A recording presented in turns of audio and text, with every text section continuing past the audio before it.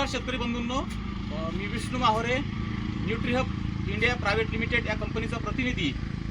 आज आपण आहोत अमरावती जिल्ह्यातील वांगी या पिकासाठी प्रसिद्ध असणाऱ्या पतोट या गावामध्ये आणि माझ्यासोबत आहेत पतोट या गावचे रहिवासी आणि वांगी उत्पादन क्षेत्रामध्ये ज्यांचं नाव आहे असे सुप्रसिद्ध सन्माननीय श्री रमेशरावजी रसे।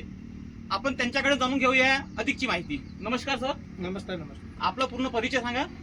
मी रमेश रशे पथरोड। हां, आपला मोबाईल नंबर? माझा मोबाईल 73 87 82 44 07। रशे साहेब, आपण किती वर्षापासून वांगी हे उत्पादन घेत आहात? वांगी घेतो मी 30 वर्षापासून। मागच्या 30 वर्ष वांगी पीक घेताय तुम्ही? हा हा। यावर्षी आपल्याकडे एकूण किती क्षेत्र आहे? 6 एकराचं आहे।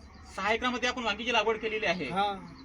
जमतेम लागवड तुम्ही कोणत्या दिवशी केली, कोणत्या महिन्यामध्ये केली होती? हे 16 मेले गेले। जवळपास किती उत्पादन किंवा किती तोडे झाले असेल आपले? याच्यात झाले 12 तोडे। 12 तोडे झालेले आहेत। शेतकरी बंधूंना आपण पाहू शकता, त्यांच्या म्हणण्यानुसार मागील 30 ते 35 वर्षापासून ते वांगीचं पीक घेत आहेत आणि याही वर्षी त्यांची एकूण 6 एकरमध्ये वांगी पिकाची त्यांनी लागवड केलेली आहे। पण मारला तिच्या टॉपगेअर या उत्पादनाची आपण फवारणी केली। त्याच्यापासून ग्रीन झालं तुमचं प्लॉट। हा, म्हणजे आधीची कंडिशन होती 1-3 महिन्यापासूनची, पिवळी होती थोडीशी। उत्पादन वापरलं म्हणता हा। आणि त्यानंतर तुम्हाला जे बदल दिसले तिथे तुमचे परत फुलं लागायला सुरुवात झाली। हा, वांगी हिरवी दिसू लागली आणि फुलांचं आणि कळ्यांचं रूपांतर तुम्हाला फळत होताना दिसून राहिलेलं आहे। हा, म्हणूनच मारलं ना। शेतकरी बंधूंनो, आता पुन्हा डबल पण मारलाय। पुन्हा तुम्ही टॉपगेअरची फवारणी केलेली हा, आहे 8 दिवसानंतर। बरोबर। शेतकरी बंधूंना, आपण आता प्रत्यक्ष इथंच त्यांचं शेत आहे, आपण या वांगी क्षेत्रामध्ये प्रत्यक्ष जाऊन पाहू। रशे साहेबांनी जे सांगितलं की त्यांना जे बदल दिसले ते खऱ्या अर्थानं आहेत की नाही, आपण प्रत्यक्ष त्या प्लॉटमध्ये जाऊया। धन्यवाद।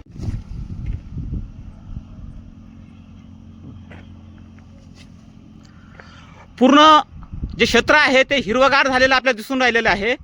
जवळपास या वांगी पिकाला लागवड करून 4 महिने झालेले होते, ज्यामध्ये 12 पेक्षा अधिक तोडे झालेले आहेत।